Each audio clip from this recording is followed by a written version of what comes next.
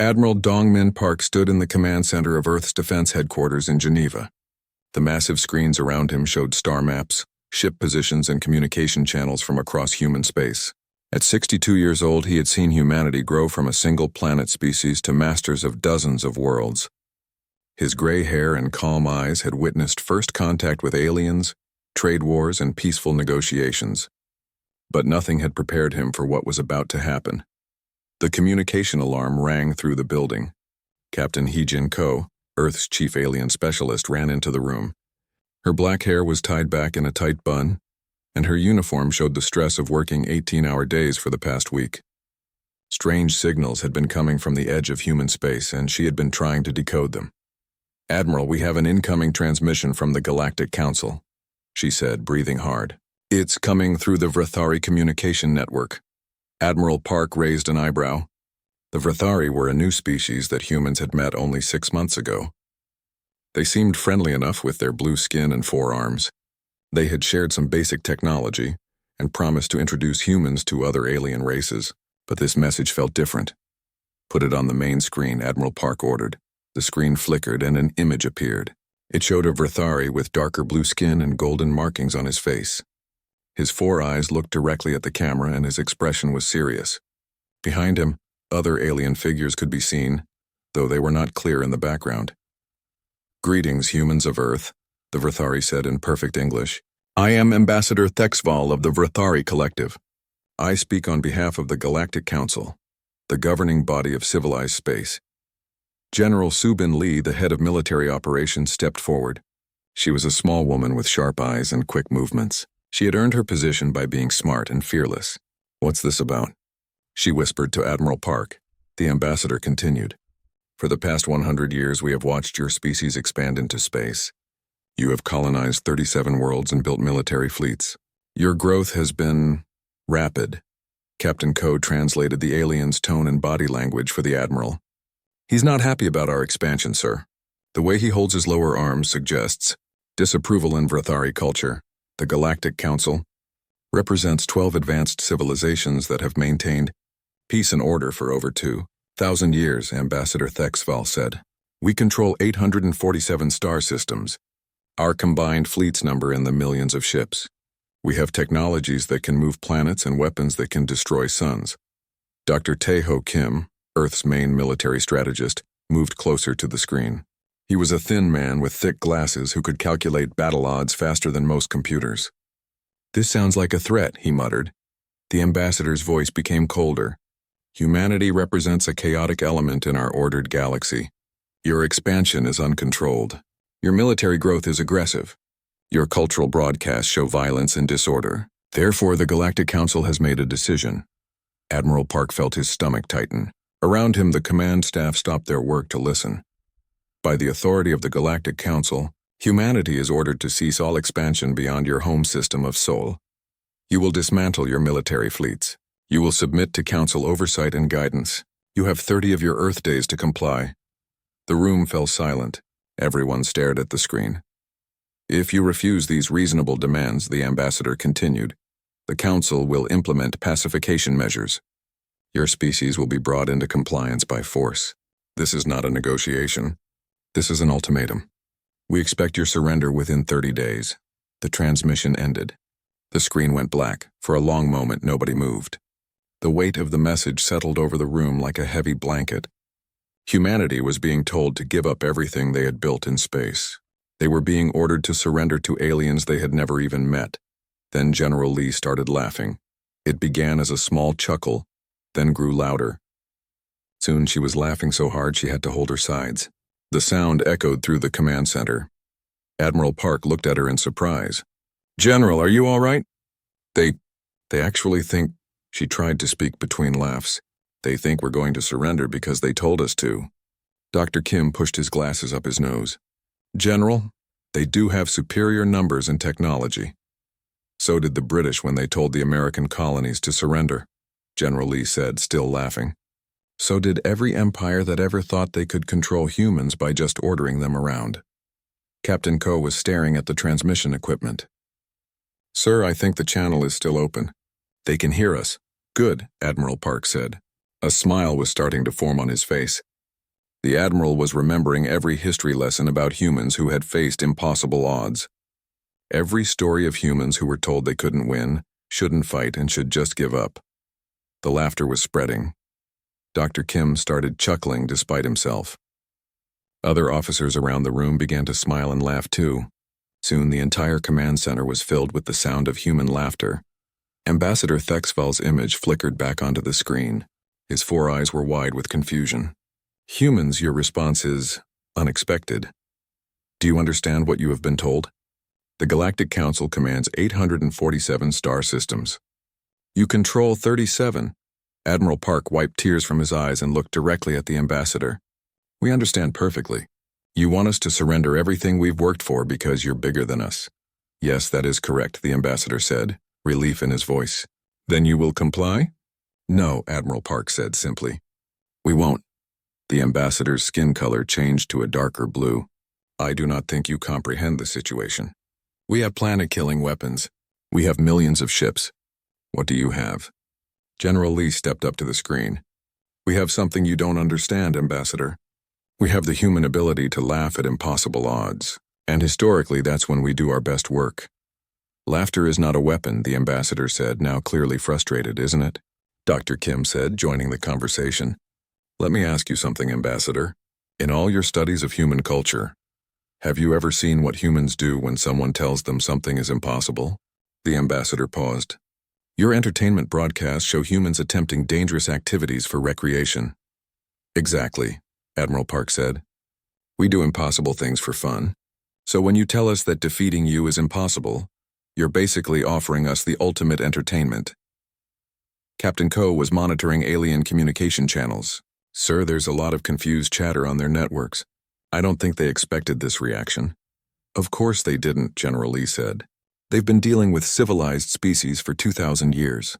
Species that follow rules and accept authority. They've never met humans before. Admiral Park addressed the ambassador one final time. You have 30 days to reconsider your ultimatum. Because in 30 days, if you come to our space with hostile intent, you're going to learn why humans laugh at impossible odds. We're going to show you what happens when you threaten human freedom. The transmission ended from the alien side. The command center fell quiet again, but the mood had completely changed. The fear was gone, replaced by determination and dark humor. Well, Admiral Park said to his staff, I guess we have 30 days to prepare for the impossible. Who wants to start planning humanity's most audacious military campaign? Every hand in the room shot up at once. Outside, the first reports of the alien ultimatum were reaching the public. Across Earth and human colonies, the reaction was the same.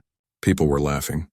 Not because they thought it was funny, but because they were human, and humans had never learned to surrender when told the odds were impossible. 3 days after the ultimatum, Director Jiwoo Shin stood on the observation deck of Mars Station Alpha. Through the thick glass, she could see the red planet's surface stretching to the horizon. Massive machines worked day and night, changing the atmosphere and preparing the ground for human settlement. Or at least that's what the official report said. Jiwoo was a small woman with kind eyes and graying hair. For 20 years, she had led the Mars terraforming project. The Galactic Council had been watching these operations through their spy satellites, and they saw exactly what Jiwoo wanted them to see. Peaceful construction equipment making a dead planet livable. Show them the real plans, Admiral Park said through the communication screen.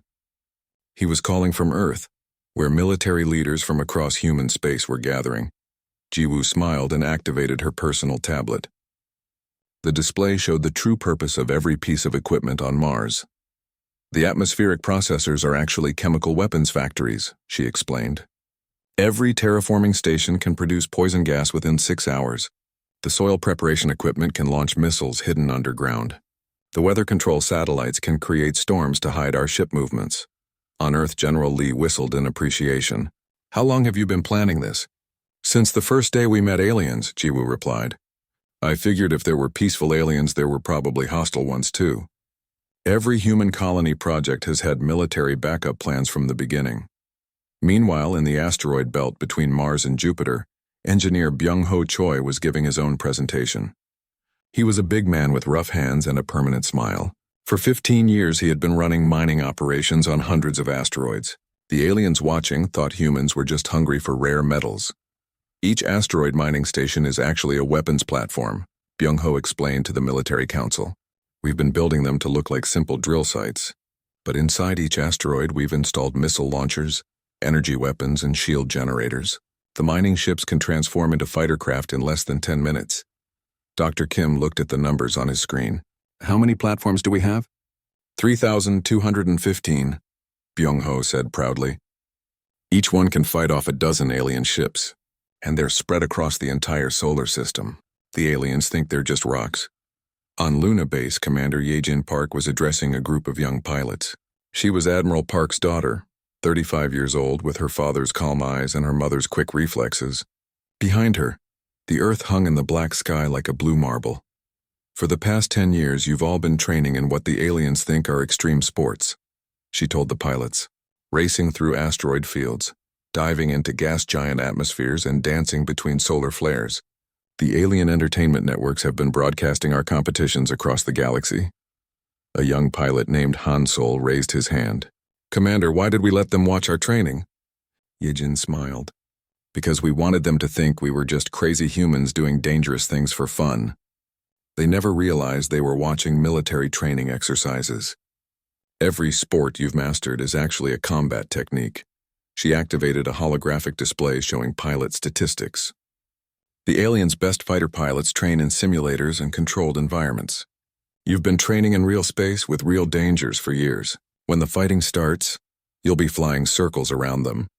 In a secret laboratory beneath Geneva, Dr. Sun Kyu-han was working with equipment that didn't officially exist. He was a quiet man with careful movements and intense focus. For months, he had been studying pieces of alien technology that humanity had acquired through cultural exchanges.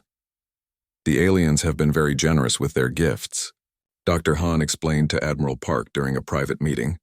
They've shared examples of their computers, their engines, and their weapons. They thought they were showing us how advanced they are. And what did you learn? Admiral Park asked. Their technology is very good, but it's designed for their way of thinking, Dr. Han replied. They value order, efficiency, and predictable results. Human technology is messier, but it's also more flexible. We've been combining their designs with human creativity, and the results are interesting. He showed Admiral Park a small device that looked like a normal human tablet. This contains a virus designed specifically for alien computer systems. It doesn't destroy their data. Instead, it makes their computers think like humans. Random thoughts, creative solutions, and most importantly, a sense of humor. What happens when their ships get infected? Admiral Park asked. Their navigation systems start taking scenic routes. Their weapons target random objects instead of enemies. Their communication systems begin telling jokes instead of sending orders. Basically, their entire military becomes as chaotic as a human operation. On the other side of the solar system, Ambassador Eun Seo-jo was having secret meetings with species that the Galactic Council had pacified years ago. She was a diplomat with silver hair and a gentle voice that hid a sharp mind. The Council conquered our worlds 50 years ago, explained Grektar, a representative of the Zelani people. He looked like a large insect with intelligent eyes. They said it was for galactic peace. But really, they just wanted our resources and our strategic location. Ambassador Joe sipped tea from a cup designed for human hands. What would your people do if someone challenged the Council's authority? Grektar's antennae moved in what Joe had learned was excitement.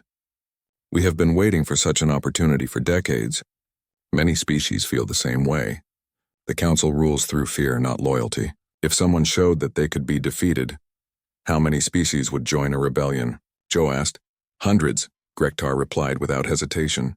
Maybe thousands. The Council controls through their reputation for being unbeatable. Once that reputation is broken, their empire will crumble. Back on Earth, the public was reacting to news of the alien ultimatum in typically human fashion. Instead of panic, there was excitement. Instead of fear, there was laughter. News shows were making jokes about alien bureaucracy. Comedy programs were writing sketches about pompous galactic councils. Even children were playing games where they pretended to be brave humans fighting silly aliens. Captain Ko was monitoring alien communications and translating their reactions. Sir, the aliens are very confused by our response, she reported to Admiral Park. They keep asking each other why humans are laughing instead of surrendering. Some of them think we don't understand the threat. Do they understand us any better now? Admiral Park asked. Not at all, Captain Coe replied. They've been studying our cultural broadcasts for months, but they focus on our technology and military capabilities. They don't understand human psychology. They think our entertainment is just noise, our humor is just inefficiency, and our chaos is just poor organization. Good, General Lee said, joining the conversation. Let them keep thinking that. The longer they underestimate us, the better our chances. As the days passed, word of humanity's defiant response spread through underground networks across the galaxy. Species that had been forced to surrender to the Council began to whisper about the crazy humans who had laughed at an ultimatum. The story grew with each telling, becoming a legend of hope for oppressed peoples everywhere. On the Council's capital world, emergency meetings were being held. For the first time in their history, a species had refused their demands, not just refused but laughed at them. Their advisors were studying human behavior, trying to understand this unprecedented reaction, but they were looking in the wrong places. They analyzed human military strength, human technology, and human resources. They calculated odds and probable outcomes. What they didn't study was human history. They didn't understand that humans had been facing impossible odds and winning for thousands of years. They didn't know about David and Goliath, or the Battle of Thermopylae, or the American Revolution, or any of the countless times in human history when the underdog had triumphed through courage, creativity, and the refusal to accept defeat. Admiral Park stood once again in the command center, watching as reports came in from across human space. Military units were mobilizing. Hidden weapons were being activated. Allies were being contacted. And throughout it all, humans were still laughing. Not because they thought the coming war would be easy.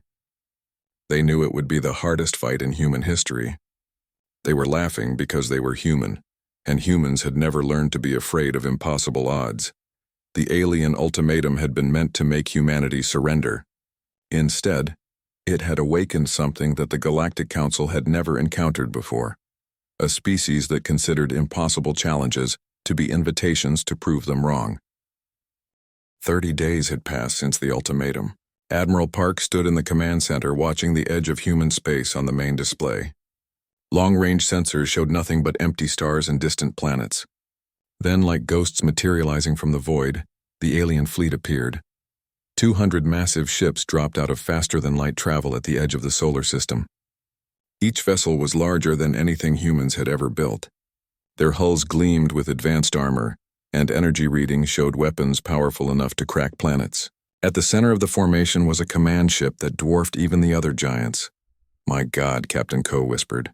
"The energy signatures alone are beyond anything in our databases." War Admiral Zephyros of the Kithaeron Empire commanded the fleet from his flagship.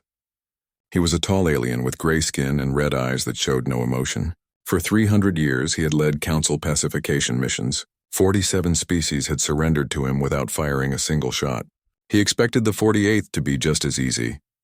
"Open a channel to the human planet," Zephyros ordered his communications officer. The transmission reached Earth within minutes. Admiral Park accepted the call, and the alien war admiral appeared on screen. His uniform was covered with medals from successful conquests. "I am War Admiral Zephyros," the alien announced. "Your 30 days have expired.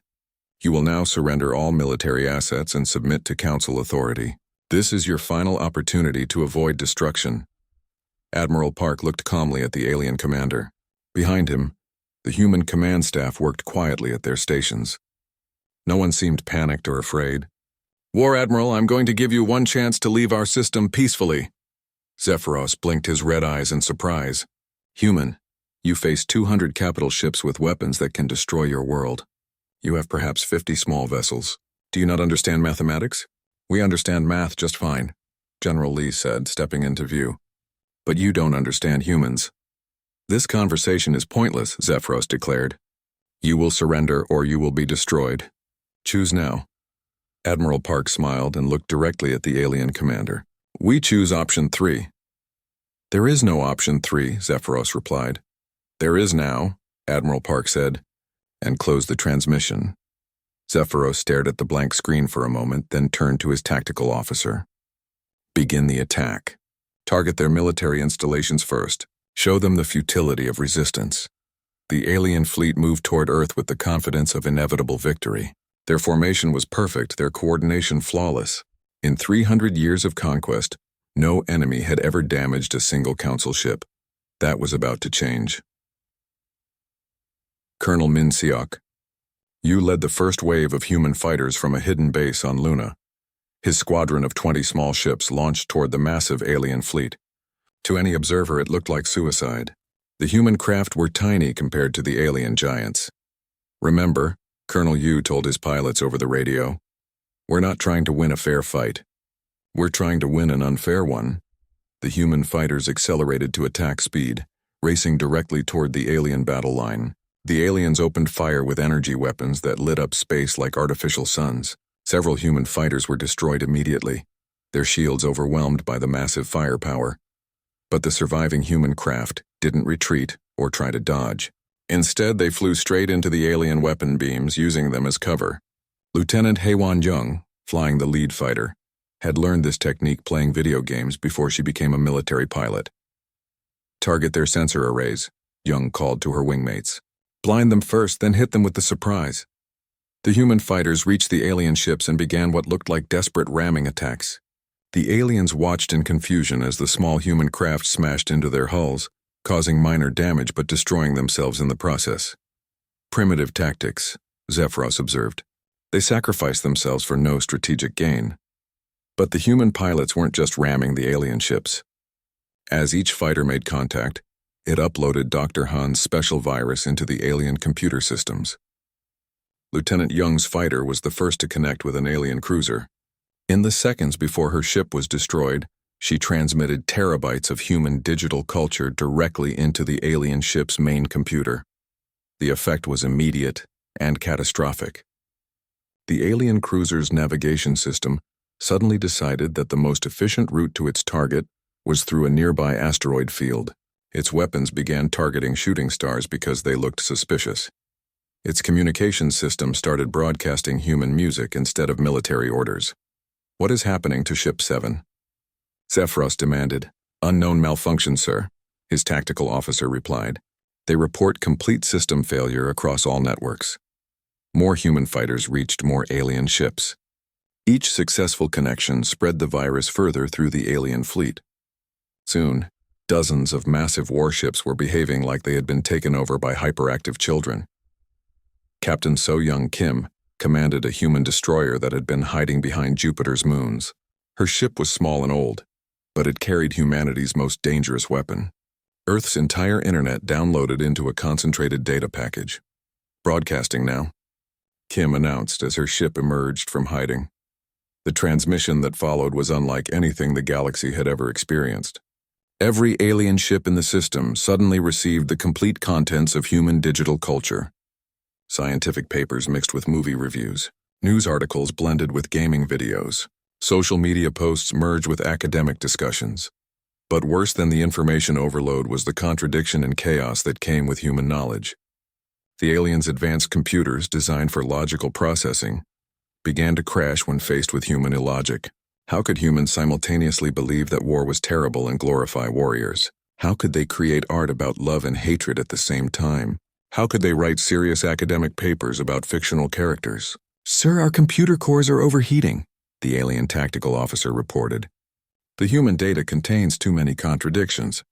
Our AI systems cannot process it." Zephyros watched in growing alarm as his perfect fleet fell into chaos. Ships were flying in random directions. Weapons were firing at empty space. Communications were broadcasting human comedy shows instead of military orders.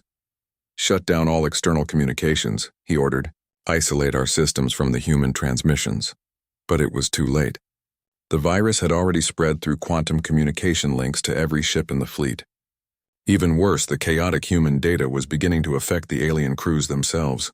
Species that had lived ordered, logical lives for thousands of years were suddenly exposed to the beautiful madness of human culture. On Ship 12, a Kitharan weapons officer found himself laughing at a human comedy routine that had somehow appeared on his targeting display. He had never laughed before in his life, and the experience was both terrifying and wonderful.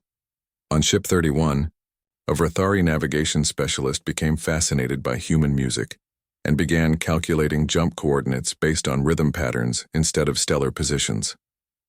The alien fleet, which had entered the solar system as a perfect instrument of war, was rapidly becoming a floating chaos of confused, corrupted, and increasingly curious aliens. "Fall back," Zephyros ordered. "Retreat to safe distance and regroup." But even his own ship was beginning to malfunction. The main computer had become infected with human memes and was now suggesting that all tactical decisions be made through rock, paper, scissors competitions. Admiral Park watched the alien fleet's retreat from Earth's command center. Around him, his staff cheered and laughed as the mighty Council fleet fled in disorder. "Sir," Captain Coe reported, "we're receiving surrender requests from 17 alien ships. Their crews say they want to defect and learn more about human culture." "What about the others?" Admiral Park asked. "Most are retreating, but their ships are still broadcasting human entertainment to each other. I think we've accidentally turned them into our first alien fans." General Lee shook her head in amazement. "We didn't just defeat them. We converted them." Dr. Kim was analyzing the battle data. "The virus is still spreading through their quantum networks. Every ship that connects to their communication system becomes infected. At this rate, the entire Galactic Council fleet will be compromised within days." Admiral Park nodded thoughtfully. The first battle was won, but the war was just beginning. However, humanity had proven something important. The Council's greatest weakness was their inability to deal with chaos and contradiction. "Send a message to all human colonies," Admiral Park ordered. "Tell them the plan worked. The aliens aren't invincible. They're just not used to dealing with humans." Across human space, the word spread quickly. The mighty Galactic Council fleet had been defeated not by superior weapons or tactics, but by the simple act of exposing them to human culture. The aliens couldn't handle humanity's beautiful chaos. For the first time in galactic history, a Council pacification mission had failed, and the failure was spreading like a virus through their networks, carrying with it the dangerous idea that maybe, just maybe, the Council wasn't as powerful as they claimed to be. News of humanity's victory spread across the galaxy, faster than the Council could control it. On a dozen worlds, species that had been forced to surrender decades ago listened to underground broadcasts about the humans who had made the mighty Council fleet retreat in confusion. Ambassador Unseo, Joe received the first contact 3 days after the battle. She was in her office on Luna Base when her secure communication system activated. The image that appeared showed Grektar, the Zalani representative she had met secretly weeks before. "Ambassador Joe," Grektar said, his antennae vibrating with excitement. "Is it true? Did you really defeat a Council fleet?" "We didn't destroy them," Joe replied carefully. "We convinced them to leave by showing them human culture." "Even better," Grektar said. "Violence the Council understands. Chaos they do not. My people are ready to join your rebellion. So are the Threnodi, the Vashkai, and the Outer Rim colonies." Joe leaned forward. "How many worlds are we talking about?" 300 systems are ready to declare independence immediately. Another 500 are waiting to see if you can win a second battle. If you can prove the Council can be beaten twice, the entire outer galaxy will revolt. Meanwhile, Admiral Park was dealing with a problem he had never expected: alien refugees. 43 Council ships had requested asylum rather than return to their fleets. Their crews claimed they had been enlightened by exposure to human culture and no longer wanted to serve the Council. Captain Coe was interviewing the defectors in a secure facility on Mars. "They keep asking for more human entertainment," she reported to Admiral Park. "Specifically, comedy shows and music. A group of Kithran warriors spent 6 hours yesterday watching cat videos and laughing." "Are they genuine defectors or spies?" Admiral Park asked. "I think they're genuine," Coe replied. "The cultural shock was too severe to fake.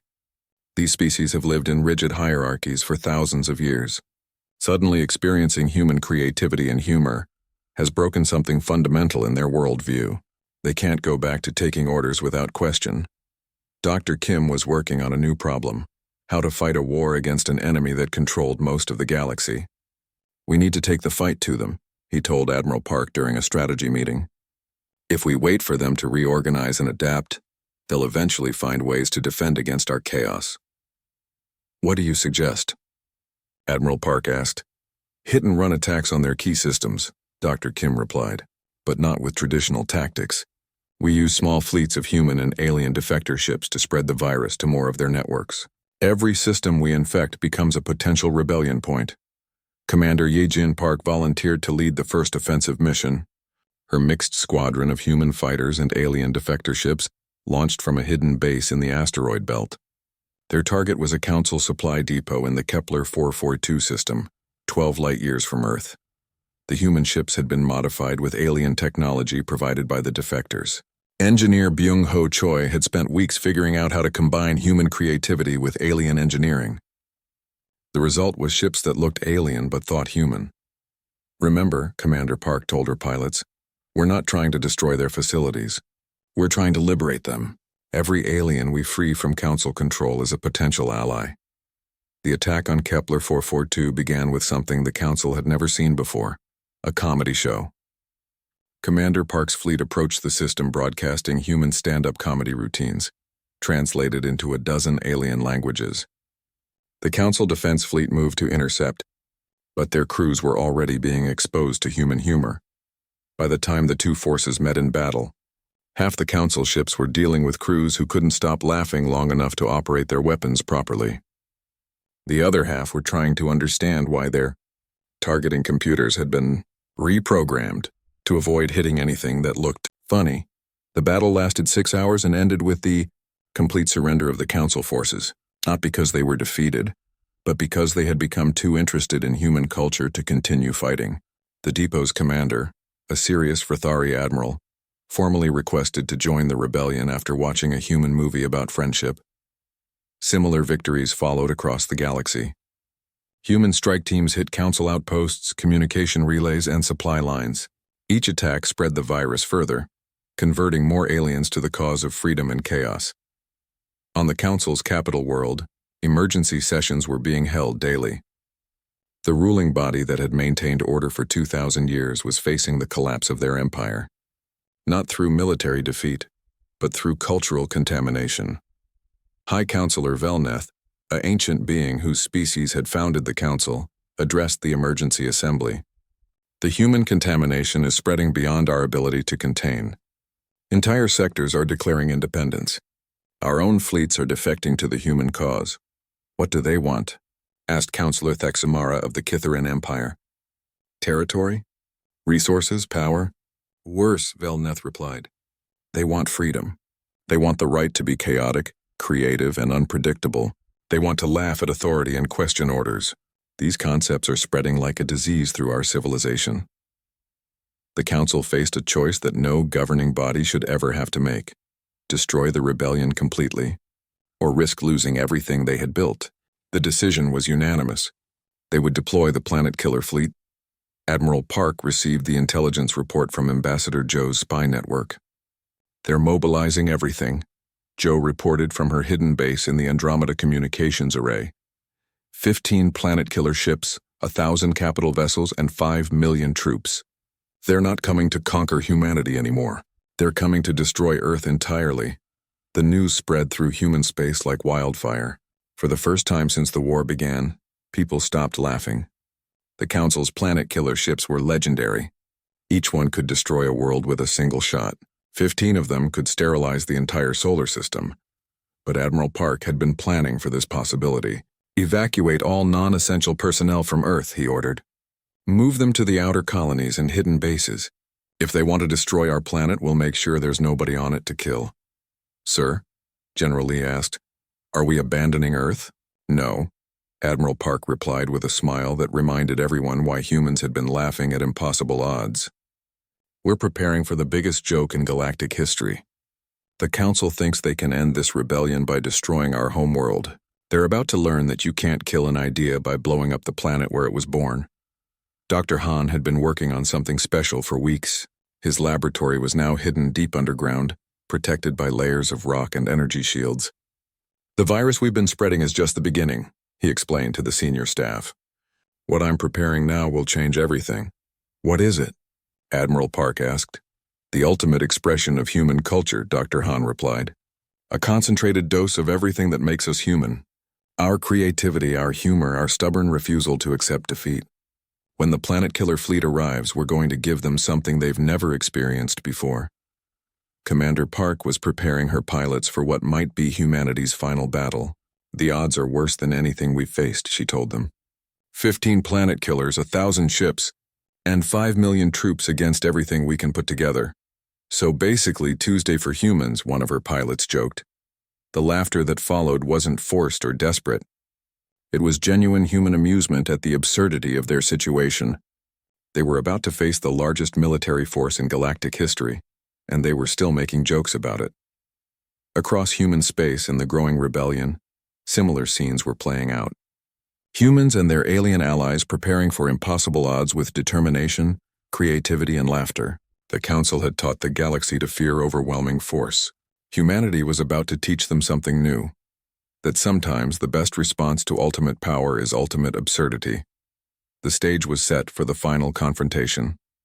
The Council was bringing everything they had to end the human rebellion once and for all. But they still didn't understand what they were really fighting. They thought they were battling a military force.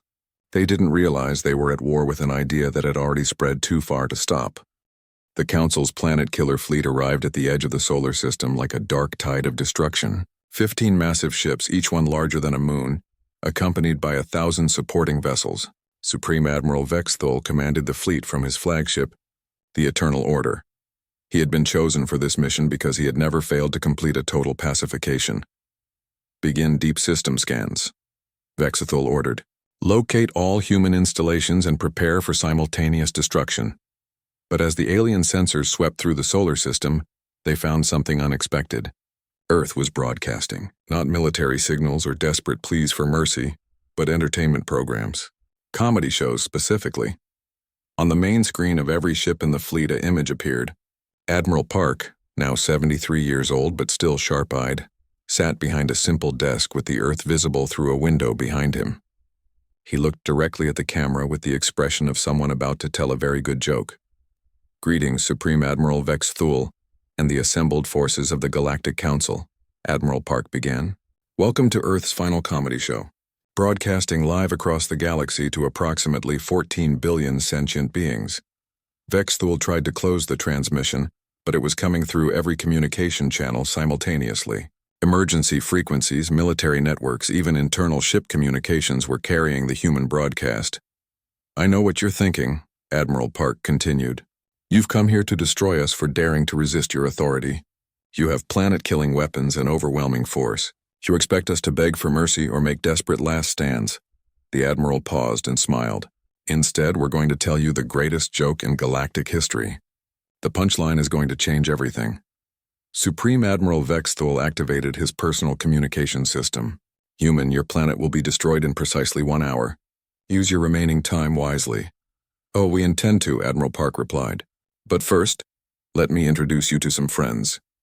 The broadcast view expanded to show General Lee, now in her 70s but still fierce, standing beside Captain Ko, Dr. Kim, and other members of the original command staff. Behind them, a crowd of humans and aliens worked together at control stations. You see, Admiral Park explained, you made a fundamental mistake when you decided to destroy Earth to end the rebellion. You assumed that Earth was the source of the problem. But the real source isn't a place. It's an idea. Dr. Han appeared on screen looking older but with eyes bright with intelligence. For the past 6 months, we've been uploading human culture to every computer system in the galaxy. Not just our music and entertainment, but our entire way of thinking. Our creativity, our humor, and most importantly, our stubborn refusal to accept that anything is impossible. This is meaningless, Vexthul declared. Your cultural contamination affects only weak minds. The Council's leadership remains pure. Does it? Admiral Park asked. Computer, show the Supreme Admiral what's been happening in his own empire. The broadcast switched to show scenes from across the galaxy. On Kithara Prime, the warrior capital of the Council, soldiers were holding comedy competitions instead of military drills. On Veltar, the bureaucratic center of galactic government, administrators were writing poetry instead of regulations. On a dozen worlds, council governors were declaring independence and asking to join the human rebellion. The idea of freedom is viral, General Lee explained. Every being that experiences it wants more. Every species that tastes humor discovers they've been living gray lives. Every civilization that learns to laugh realizes they don't have to take orders from humorless tyrants. Vexthul watched his own tactical displays with growing alarm. Reports were coming in from across the galaxy. Entire sectors were revolting. Military units were refusing orders.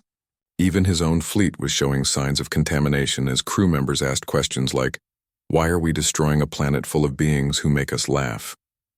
"Begin planetary bombardment immediately," Vexthol ordered. "Destroy Earth before the contamination spreads further." But as the planet killer ships powered up their weapons, something unprecedented happened. Admiral Park activated the final phase of humanity's plan. "Attention, Galaxy," Admiral Park announced. "We give you the ultimate expression of human culture. We call it the punchline." Dr. Han's voice joined the broadcast. "For months we've been uploading human digital culture to alien systems. But we saved the best for last. Every computer in the galaxy is about to experience the complete collection of human humor, translated into every known language and adapted for every species' psychology." The effect was immediate and universal. Across the galaxy, every computer system simultaneously began displaying the most perfectly crafted jokes, the most brilliant comedy, and the most infectious laughter that humanity had ever created. More than that, the humor was specifically designed to appeal to each alien species' unique sense of what was funny. On the planet-killer ships, Kitharan warriors found themselves laughing at military humor they had never imagined possible. Frithari bureaucrats discovered jokes about paperwork that made their rigid lives seem absurd. Even the emotionless Velnari began to understand irony for the first time in their species' history. Supreme Admiral Vexthol watched in horror as his bridge crew began laughing. Not just chuckling, but deep, genuine laughter that shook their bodies and brought tears to their eyes. His weapons officer was laughing so hard he couldn't operate the firing controls. His navigator was sharing jokes with the helmsman. Even his own tactical computer was suggesting that they lighten up instead of providing targeting solutions. "Sir," his communications officer gasped between fits of laughter, "we're receiving surrender requests from everyone. Our own ships are asking permission to defect. Half the fleet is requesting to join the human comedy tour." Around the galaxy, the same scene was playing out on millions of worlds. Beings who had lived serious, ordered lives for generations were suddenly discovering joy, creativity, and the freedom that came with laughter. The Council's rigid hierarchy was collapsing not through violence, but through the simple realization that life could be fun. On Earth, Admiral Park delivered the final part of his speech. "Supreme Admiral, you came here to destroy us for refusing to surrender. But surrender was never really an option for humanity. We're the species that laughs at impossible odds. We turn tragedy into comedy, defeat into opportunity, and tyrants into punchlines." The broadcast showed scenes from across human space, humans and aliens working together, laughing together, creating together. The rebellion had become something larger than a military campaign. It had become a celebration of freedom and creativity. "The Galactic Council offered us order and stability," Admiral Park continued. "But we've learned something over the past months. Order without freedom is just another form of death. Stability without growth is just another kind of prison. We choose chaos, creativity, and the right to laugh at anyone who tells us we can't." Ambassador Joe appeared on screen, now speaking as the representative of the Free Galaxy Alliance. "We're not conquering the Council's territory. We're liberating it. Any species that wants to join us is welcome. Any being that wants to laugh instead of taking orders has a place with us." Supreme Admiral Vexthol made one final attempt to complete his mission. "All ships fire on Earth immediately. Destroy the source of the contamination." But his weapons officer, a normally serious Kitharan named Grixval, looked up from his console with tears of laughter still in his eyes. "Sir, with all due respect, that's the stupidest order I've ever received. These humans have given us the gift of joy. Why would we want to destroy them?" One by one, the planet-killer ships powered down their weapons. Not through mechanical failure, but through the conscious choice of their crews. Across the fleet, aliens who had spent their lives following orders without question were asking themselves why they should destroy beings who had taught them how to laugh. The final image of the broadcast showed Admiral Park standing with representatives of dozens of species, all of them smiling. "To the Galactic Council, we offer you the same choice we're offering everyone else. Join us in building a galaxy where freedom and laughter are more important than order and control. Learn to see the universe as a place of infinite possibility instead of something that needs to be managed. And if you refuse," General Lee added with a grin, We'll just keep telling jokes until you change your minds." The transmission ended, but its effects continued across the galaxy. The Council's empire didn't fall through conquest or destruction. It dissolved through the simple realization that there was a better way to live. Supreme Admiral Vexthal found himself facing a choice no military commander should ever have to make. He could order the destruction of Earth and risk mutiny from his own crews, or he could admit that the humans had won through means he had never imagined possible. He chose a third option that no Council Admiral had ever chosen before. He laughed, not because he found the situation amusing, but because he finally understood what the humans had been trying to teach the galaxy all along. Sometimes the best response to an impossible situation is to see the humor in it. 6 months later, Earth had become the unofficial capital of the Free Galaxy Alliance.